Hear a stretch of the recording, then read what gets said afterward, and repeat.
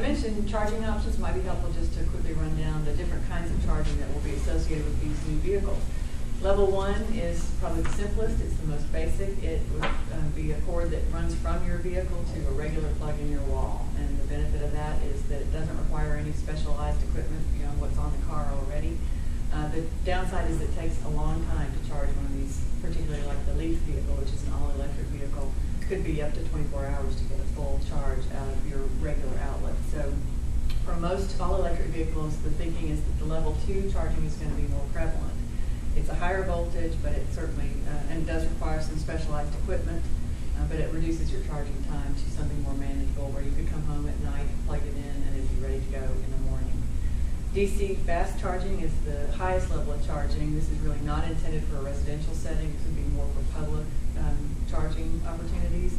And it's a much higher voltage, and for a Leaf, as an example, in 26 minutes it could get you to 80% of your charge. So intended to help you stay on your way for longer journeys. So all this is new technology, new things that we want to be ready for, and we have been working in the area of electric vehicles for a while, and we're continuing to grow our knowledge in this area. As a reminder, you all are aware that we do have electric vehicles in our fleet already. They're not plug-in electrics yet, but we do have experience, as the rest of the community is getting, with the hybrid electric vehicles. We do have 2 off-road vehicles that are plug-in and all-electric. We use those at our plants instead of a pickup truck to run back and forth and carry materials. We have a hybrid electric bucket truck, which you see in that lower picture, which some of you may recall we've had in our fleet for a couple of years now. It is a hybrid electric vehicle. The electric motor helps to run the engine when the vehicle's operating, and it runs the boom when the crew is working there. And that's a benefit because in a traditional bucket truck, you have to idle the engine while you're operating the boom. In this case, you're able to turn the engine off, reduce your emissions, also reduce the noise, so it's safer for the crew to operate. So we've had that, and so far it's been a good experience for our crews working on that vehicle. And just like everybody else, we're incorporating some electric hybrid vehicles into our light-duty fleet. So we're getting comfortable with that technology. It's working well for us. With the plug-in technology, one of the things we were concerned about is how would this affect our distribution system? If we start getting these electric cars located out on our system, is that going to create issues for us with transformers or with our conductors? So we've done some work internally with our own engineering staff to look at some possible charging scenarios. Actually went out and looked at an employee's house to see what would be involved if we were putting one of these here. And that initial review looks like we are in pretty good shape. The way we design our system is to build in extra capacity for peak usage, and that looks like it's going to be good to tolerate these new vehicles on our system. But additionally, we're participating in a national study that the Electric Power Research Institute is conducting that's doing some very complex and high-level modeling of utility circuits. We've sent them information on some of our circuits. Other utilities across the country are doing the same. And while their work is not complete, it's scheduled to be done later this summer, their initial findings seem to confirm what we found internally, in that our system is going to be adequately sized to deal with even a significant increase in these vehicles on our system. So that made us feel good. Another way we're learning is to get into the plug-in vehicle business, and this is a demonstration project that we're excited to be a part of. It's a DOE project. They'll be deploying 378 trouble truck vehicles. These are smaller than the bucket truck I showed you before, and they are plug-in capable as opposed to just the traditional hybrid. We'll be getting 2 of those vehicles later next summer and participating in the data analysis on that project for the next 2 years. And that brings us to the last thing I wanted to talk with you about today, which is the national project, the EV project. And you may have heard bits and pieces about this in the press. The Nissan Corporation's been putting out some information about their vehicle. They are a key partner in this project, along with Ecotality North America, which is a provider of charging equipment. And late last year, they received a grant from the federal government for a $200 million program. $100 million being provided from DOE, and $100 million in matching grants, some of which is outright grants from other participants in the program, but the lion's share will come from the purchase costs when people buy vehicles under the program. So in these target cities that they've selected for the program, if you buy a Nissan Leaf, then your purchase price goes against the match, and what you get in return is a free level 2 charging station for your home base for your vehicle.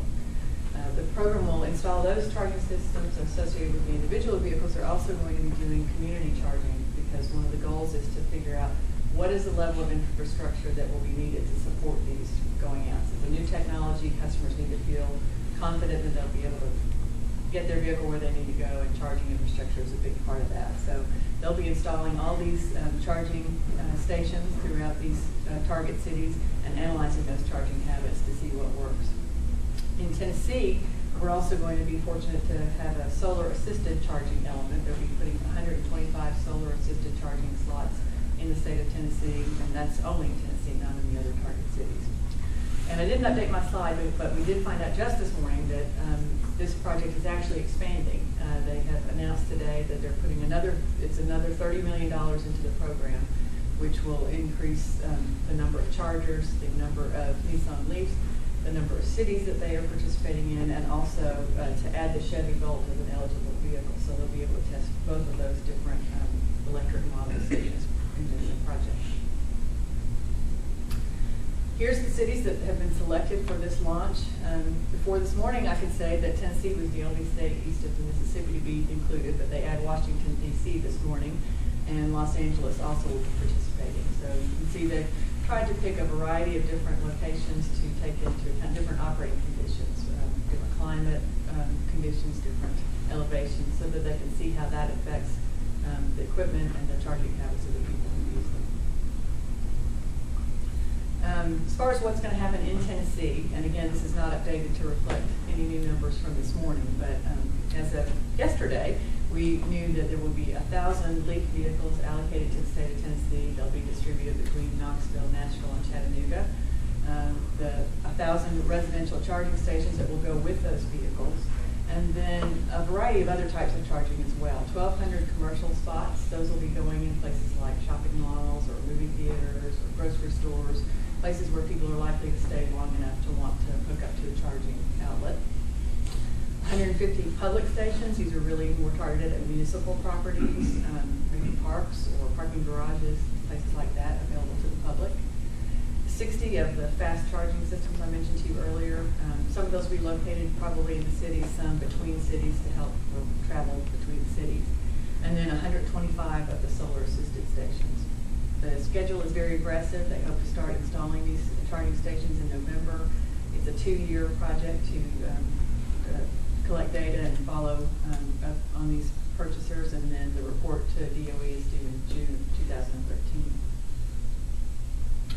This is a conceptual drawing of what the solar chargers will look like, and you can see this is from ORNL. They are one of the first demonstration sites in Tennessee, and they are going to be installing about 25 of these solar spots. You can see there's an array for each vehicle that'll kind of serve as a canopy. It's connected to the grid, but it also has battery backup there on site to store energy when it's not being used in the vehicles. And so those will be going in very shortly. The Electric Power Research Institute, EPRI, also has an office in the Knoxville area. They'll be putting six spots at their demonstration site. And then in the city of Knoxville proper, they are working with the city of Knoxville to identify 10 locations, 10 spots. They'll probably be grouped together that the city is interested in locating some solar spots in, and then there'll be 10 spots somewhere on UT's campus. So that's kind of the rollout for the Knoxville area. We'll have a pretty good number of these solar sites, and they should be in pretty highly visible areas.